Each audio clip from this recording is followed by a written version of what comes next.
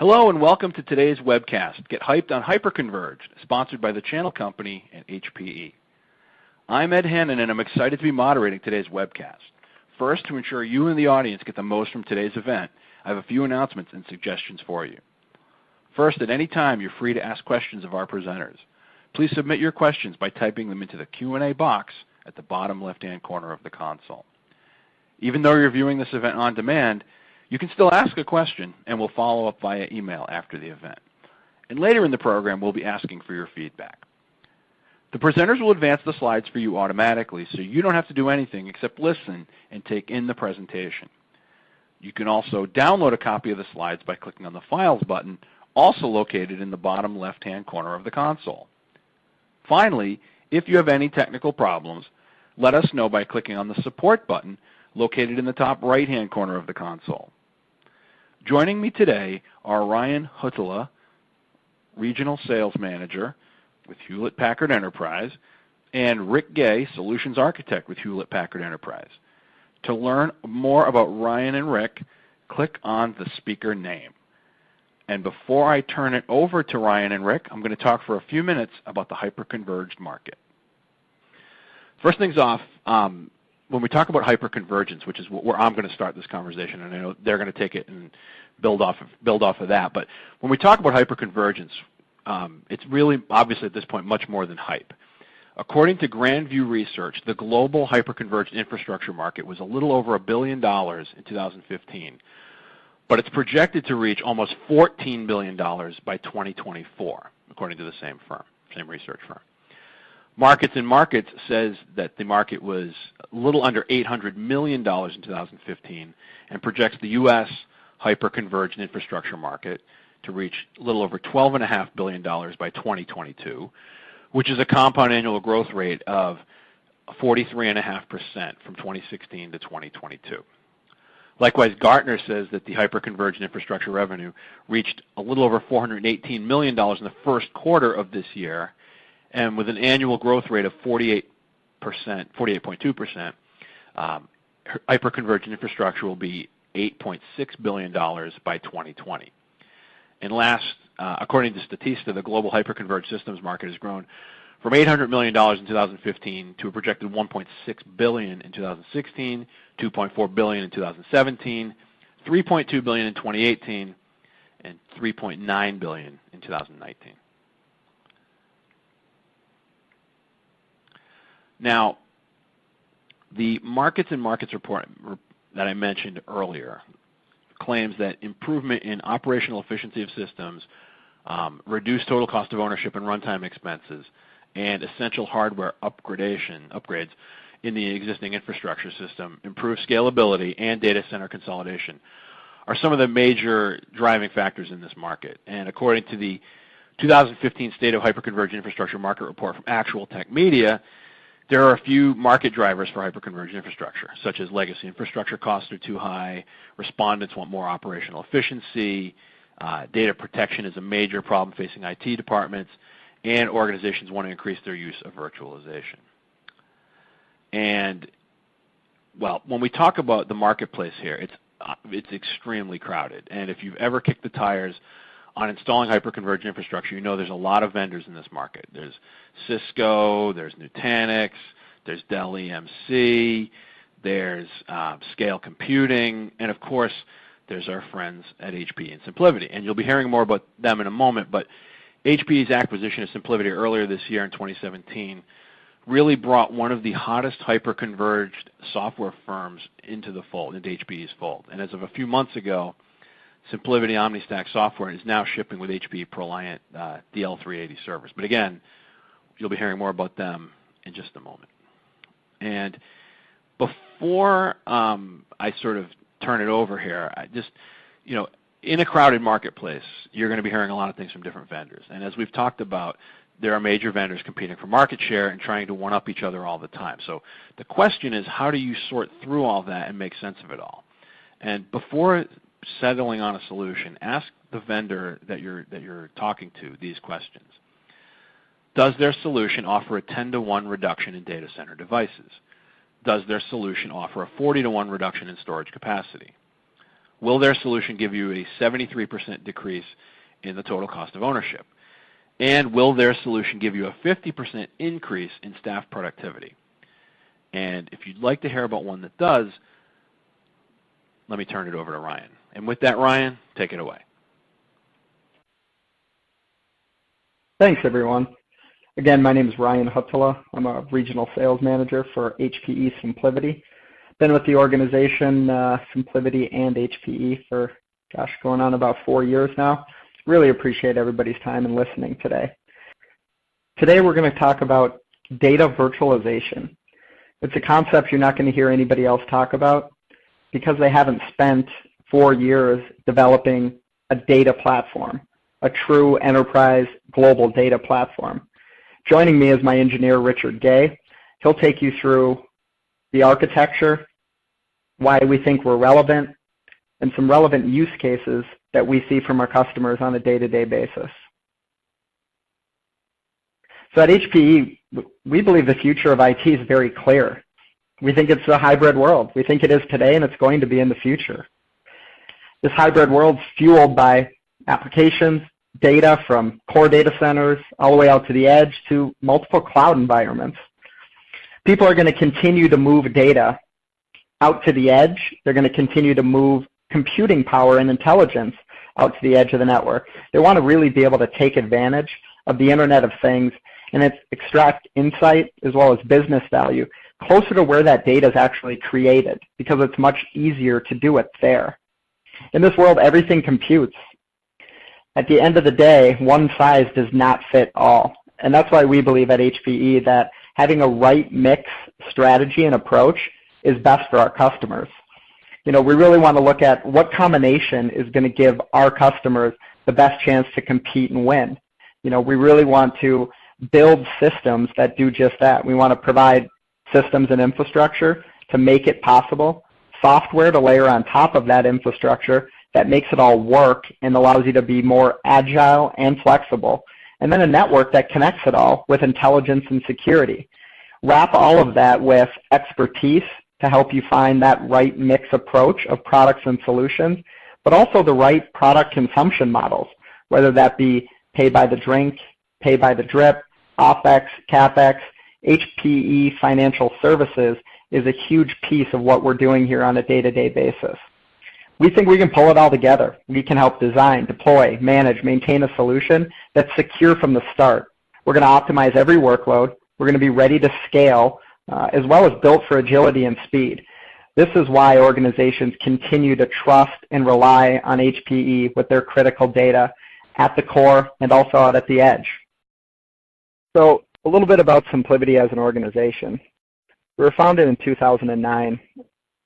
The people behind this product are pioneers in both storage and data deduplication. It took us near 4 years in development, and it's because we had to come out with a new data platform or a global fabric for enterprise data protection for organizations. The use cases we're able to address are very widespread. Disaster recovery, remote office, data protection, data center consolidation, Tier 1 applications are the main focal points that we see inside of most of our customer base. The reason we're good in these areas is really our ability to virtualize data. This platform allows us efficiencies that you just cannot gain with another solution or multiple solutions at any price point stacked on top of one another. We really believe we're the industry's most complete hyperconverged platform for a number of reasons. One, the architecture. It's a clear differentiator what we're doing. We're software defined but hardware accelerated. We have a purpose-built FPGA card that handles all the very intensive operations that happen inside of normal data centers. When you think about the enterprise capabilities that we have built in, data protection was first and foremost at the hearts and minds of the visionaries of this architecture. So when you have the resiliency, the efficiency, but also the ability to scale, manage it through one GUI interface, as well as that mobility, the same mobility that VMware brought to a single data center, we're bringing across global data centers because of that data virtualization we're talking about. When you wrap all of this together, this 2U scalable data center building block really is the most complete enterprise-ready platform you see in the HCI space today. For SimpliVity, it was the mission had two core principles. One, virtualize the data. Two, simplify IT. So to simplify IT, we had to take these 8 to 12 different products you see on the left that we all know are expensive to maintain with never-ending refresh cycles. Of course, it lacks agility in a world that really needs agility today. It's very difficult to manage all of these things across the board. And what you replace all of that with is a purpose-built system, a 2U scalable data center building block that encompasses everything you see on the left. So the innovation behind this is, again, our data virtualization platform, and we are all the infrastructure below the hypervisor. We allow you to run any of your enterprise applications that you need. In theory, we are hypervisor agnostic. We're also cloud agnostic. We allow you to deploy a single node at a site or multiple nodes at sites and scale it out in any increment you like. So any number of nodes to any site at any time. So the operational and technical impact we can make with this product is significant. What's even better is the economical impact that we can make. It's usually about a 2 or 3 to 1 reduction versus status quo in terms of a total cost of ownership. So if you look at some of the competition, really these solutions were built for web scale or VDI, not server workloads. You know, you look at a product like Nutanix. I mean, any sort of data protection they have built in is snapshot based. Replication becomes a challenge. Performance is limited due to east-west traffic. They usually need 3 to 5 nodes to get even close to the resiliency that SimpliVity has. VxRail, I mean, that's a whole nother animal. Their integrated data protection is an Avamar virtual appliance that runs on the same cluster using the same resources as your enterprise workloads. Their replication solution is another virtual appliance that runs on that same cluster. So inside of a 3 or a 5 node cluster, you will take data from production systems, possibly try to deduplicate it or compress it, move it over to an Avamar virtual appliance in its full format, dedupe it and compress it again, then move it over to a recover point virtual appliance in full format, and then dedupe it and compress it again before replicating it. It's about as inefficient of a process as you can see, and it's no wonder they're not able to get anywhere close to the performance something like SimpliVity is. But at a very high level, if you look at what we're doing, we would be what Hyperconverged is, which is essentially a single shared resource pool for compute and storage running on commodity scale-out x86 hardware. That's the definition, as I understand it, of Hyperconverged. We are that plus true integrated data protection plus true integrated replication plus WAN optimization. That's all built into the SimpliVity data center building block. An example of what happens or outcomes when you trust SimpliVity to be your data management platform is an organization like this, a Fortune 50 company. They showed the business $100 million in savings over 5 years. They took 4 rows of gear that is now sitting on 125 of our systems, less than a few racks. They have a 10 to 1 reduction in power, space, and cooling. And that mobility I'm talking about, for them, the outcome was they couldn't replicate outside of country. So EMEA had 2 colo data centers, APAC had 2, and the US had 2. So first of all, they were able to shut down 3 of these colo data centers. Think of the savings there. But on top of that, their developers, because of our replication technology, we are the lightest replication technology on the market, they are now able to work on their applications, their data, 24/7 by 365. We will replicate from EMEA to APAC to the United States with no issues at all. And one one development team hands it off to the next. So the impact we're making to the business is unmatched, and that's what we're talking about when we talk about VM mobility. The same mobility that VMware brought to an individual data center, because of this data virtualization platform, we're bringing across multiple data centers globally. And Rick will get pretty deep on how and why that is here shortly. So if you look at where we were and where we are and where we're going, if you think about it, everything was in the mainframe, and we took everything out of the mainframe and put it into a island container resource, physical server, direct attached storage. Then we virtualized the storage, network connected SAN. The storage still thought it was in the server, but it was in this network connected storage device on the back end. The legacy stack is everything we've talked about to date. Since then, we've seen companies like VCE, like FlexPod, come to market with a pre-integrated server and storage resource package. What this did is really helped organizations with time to value and procurement.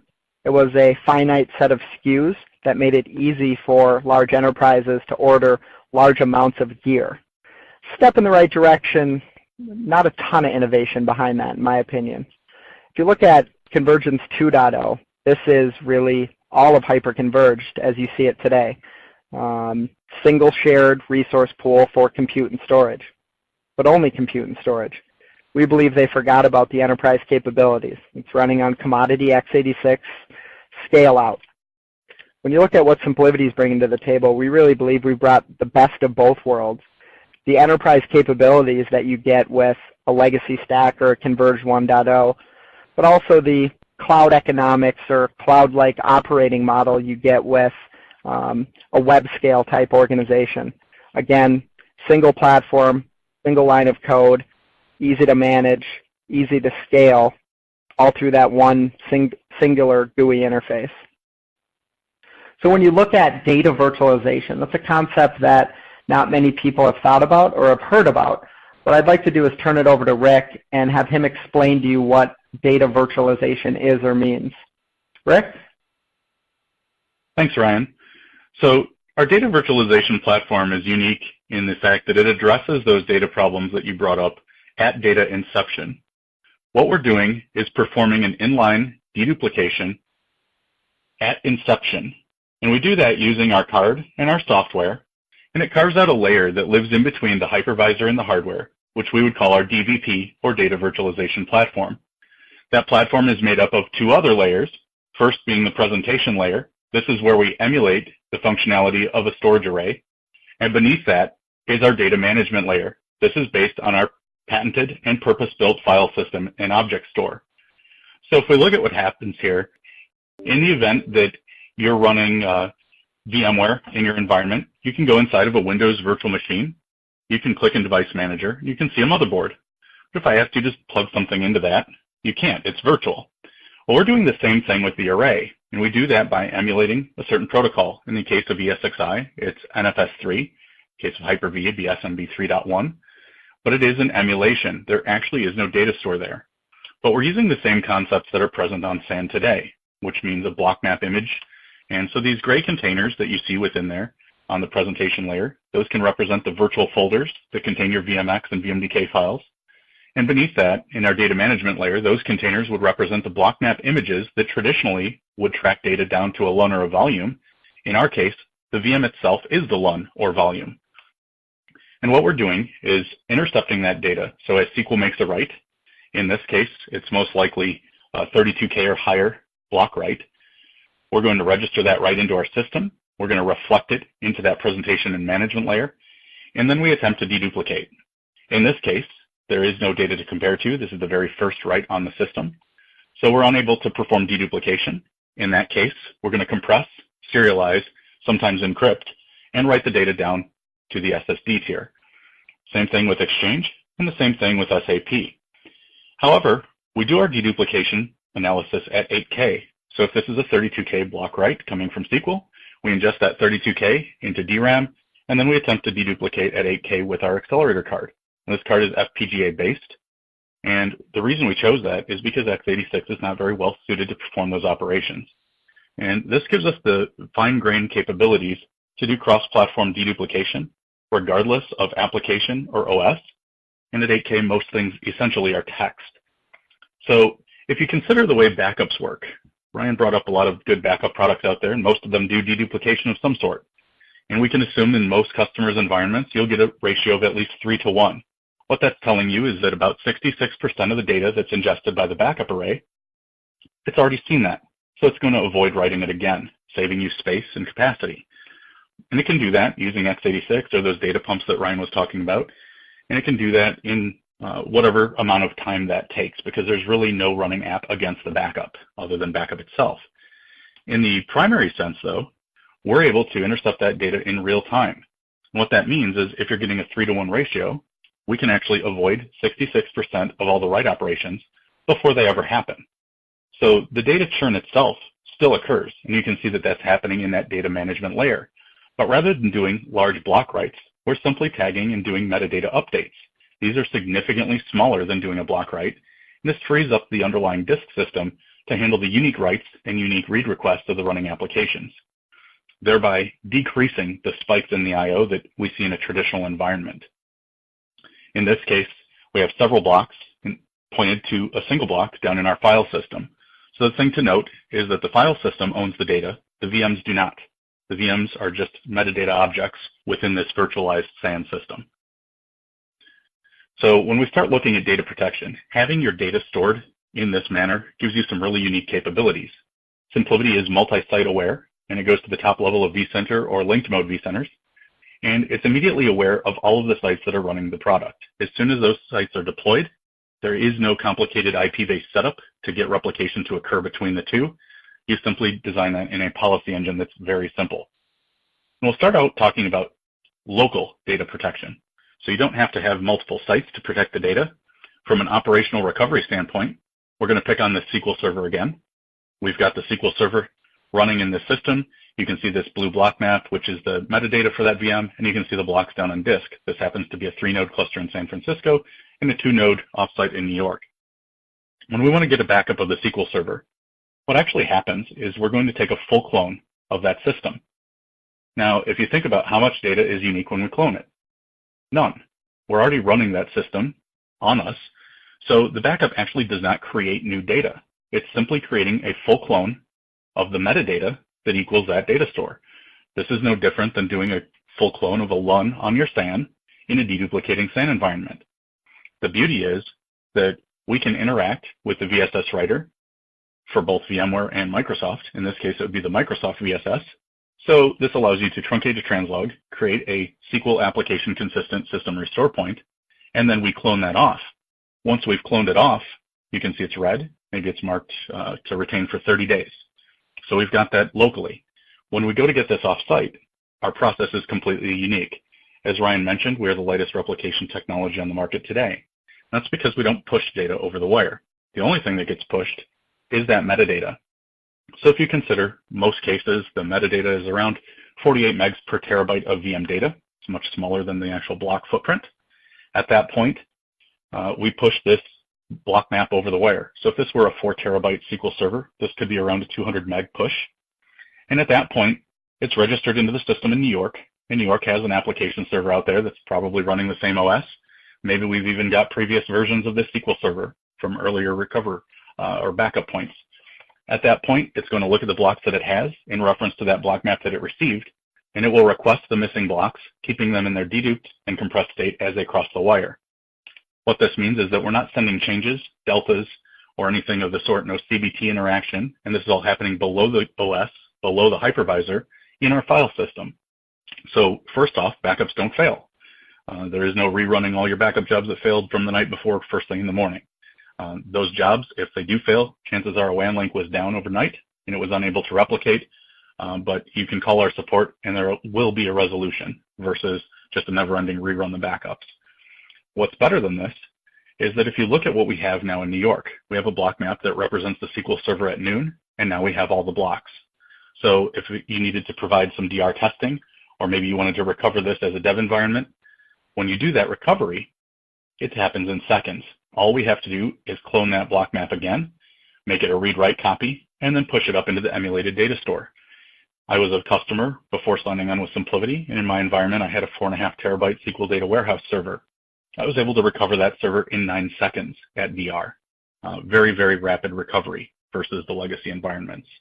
We have RPOs as low as every 10 minutes in an asynchronous mode, and in the event of a metro cluster or geo cluster, we're able to reach an RPO of 0 through traditional stretch. So when you look at this compared to a traditional infrastructure, when we set out creating this product, we were looking at virtualizing the SAN, nothing short. So we looked at what was out there in the market in our customers' environments. You had several VM hosts. You had a pair of controllers in your storage array addressing a disk subsystem that had a copy of production protected by RAID sets.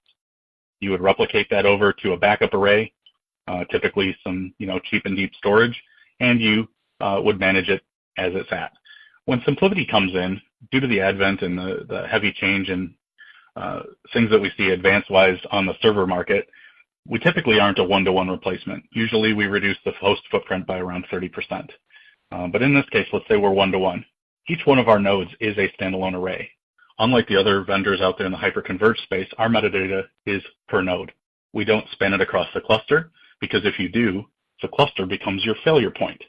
And having a node or 2 nodes go down, we don't want to lose all the data in the cluster. We would rather do this at each node. And each node has its own accelerator card. So this is like having a storage controller in every shelf of storage that you purchase. That's what gives us the linear scale capability, is every time you add a shelf of storage, you're getting an additional controller and additional dedupe engine. We also mirror all of our data. As long as you have 2 nodes in the cluster or more, we're going to mirror every VM using RAID technology. And then we protect that with RAID in our smalls, that's RAID 5, in our extra smalls and smalls, and in our mediums and large, that's RAID 6. So we also mirror our backup data. When you take those full clone copies, those are going to be mirrored on both nodes as well. So even if you get down to just 2 SimpliVity nodes, you're almost as resilient, if not more resilient, than a traditional array, because we still have the same 2 controllers. We have HA from a VMware perspective, but now we have dual copies of data living on 2 separate disk identities with different disk subsystems protecting them. It's almost like having 2 single controller arrays sitting on the floor that are in a direct synchronous RAID mirror, and the RPO between these nodes is 0. When we start talking about DR and business continuity, it's very easy to configure these.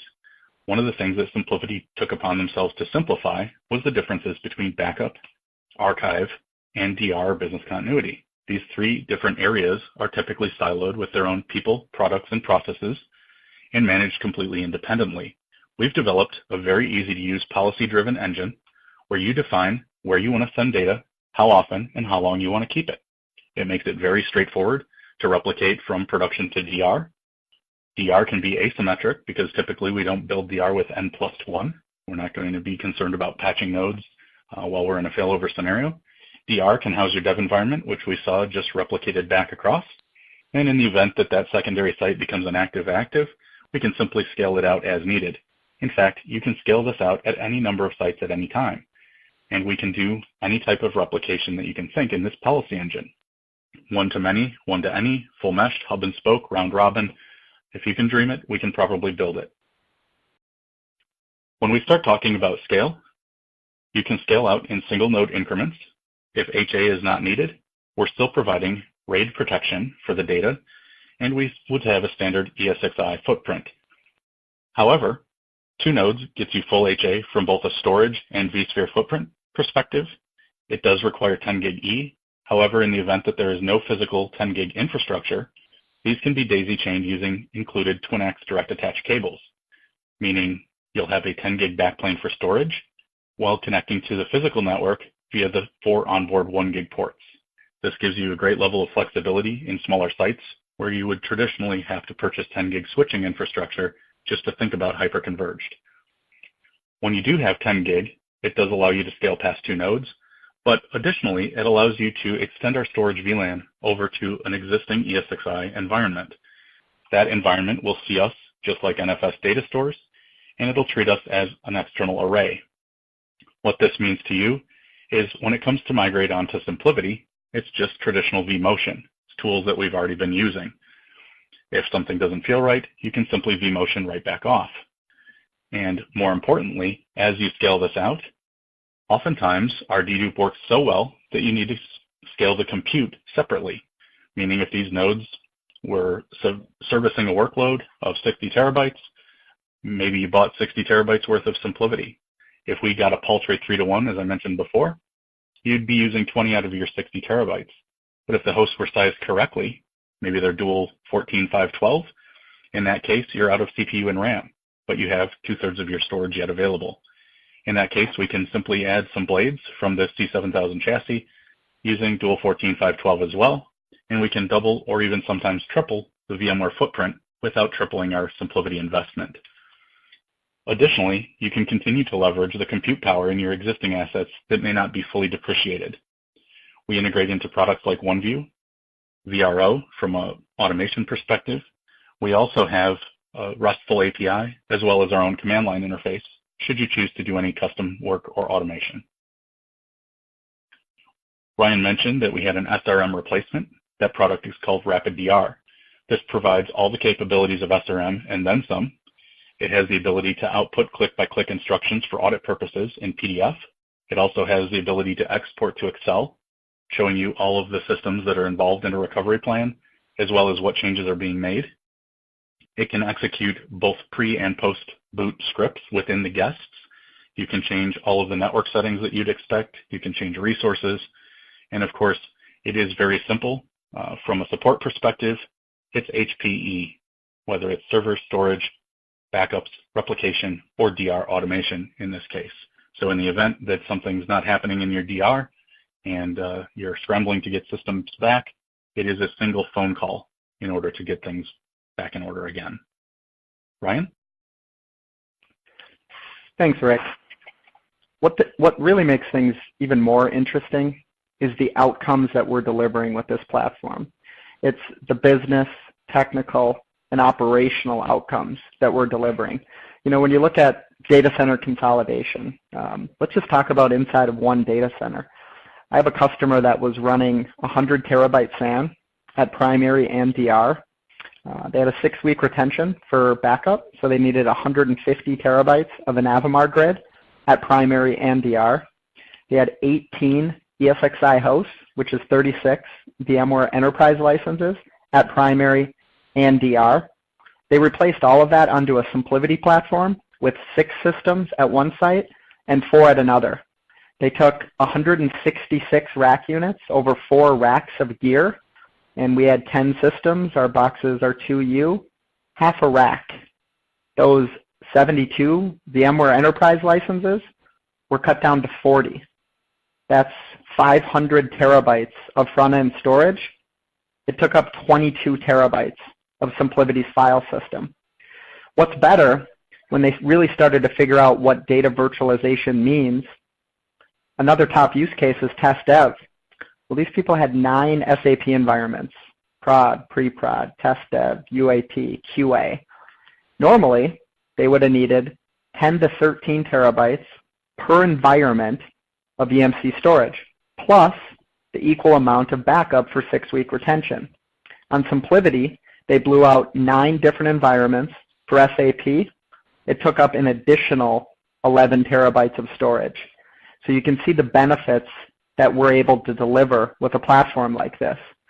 Tier 1 applications, I have another customer, large bank.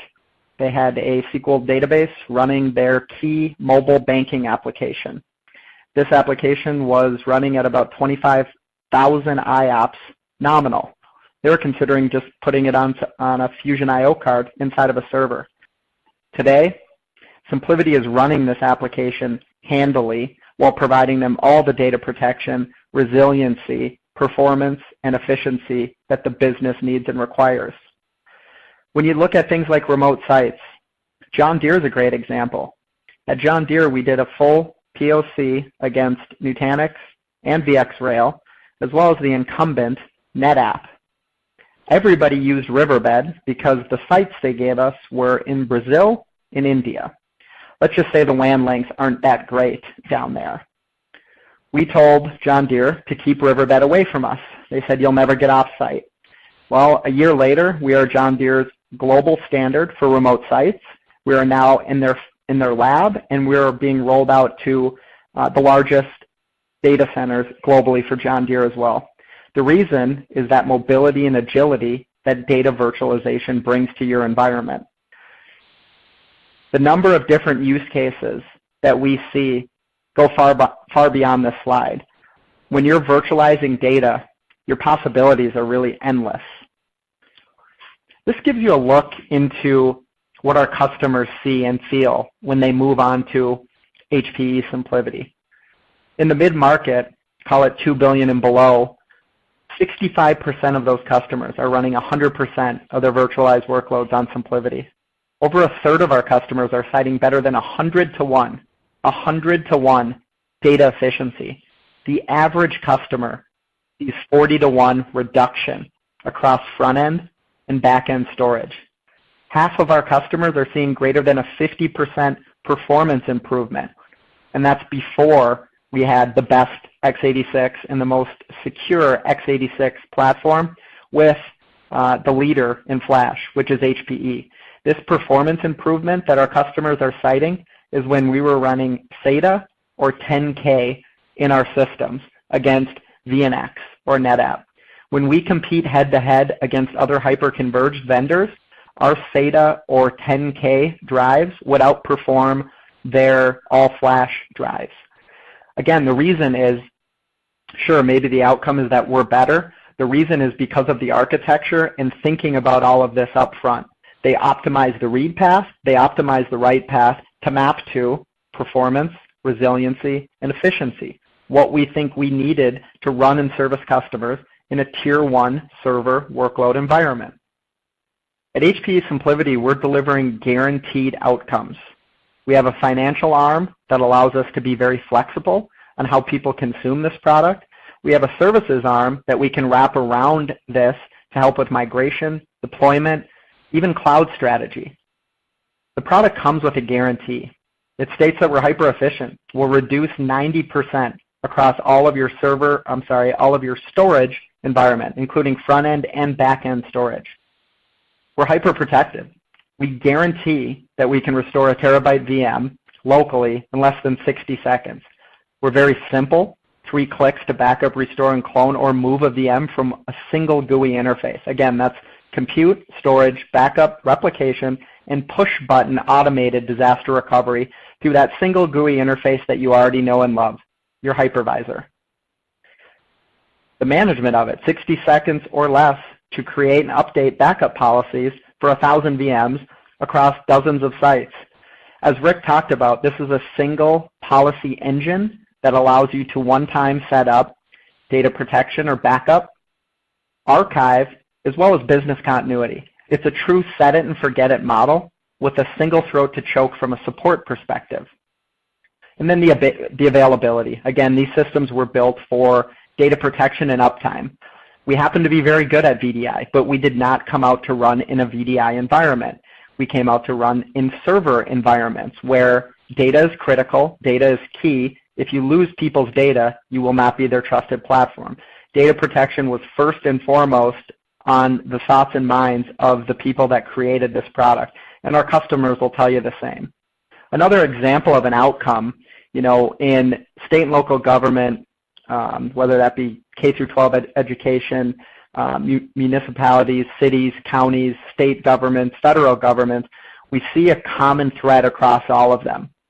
They're all looking for a quote-unquote cloud strategy. Well, whether that's public cloud or private cloud or hybrid cloud, nobody's really defined. But we see a common thread across all of them. They're all trying to do more with less. They're all resource constrained. Their budgets are flat or down, and the resources they have available to keep lights on in the data center are minimal. When we go into these type of environments, we're showing tremendous savings across the board. Everything's managed through a single GUI interface. You have one phone number to call from a support perspective. We're showing data efficiency anywhere from 30 to 100 to 1. We're helping them collapse down data centers. Sometimes people run in colo. Colo charges you by the rack unit. Somebody that is going to take 166 rack units and put it into half a rack becomes very valuable for people that don't want to be in the data center business anymore. In this case, Colby College reduced their servers by near 40%, doubled their storage capacity, and reduced power, space, and cooling by 5x. The thing that stands out to me coming from data protection or backup policy time savings went from 480 hours to 3 hours. That's mind-blowing. With SimpliVity, we're really not talking about hyperconvergence. We're talking about expanding your possibilities, not your data center. This is a modern data architecture. It's the world's most efficient and resilient platform running in these data centers. Thank you. Thanks, everybody. I appreciate this. And like I mentioned before, if you have any questions at all, go ahead and type those into the Q&A box on the left-hand side of your screen, and we'll follow up by email. And in a moment, we'll be taking you to the HPE SimpliVity website for more tools and information. And I'd also like to note that this webcast and its content are copyright 2017 by the Channel Company, LLC, and its affiliates.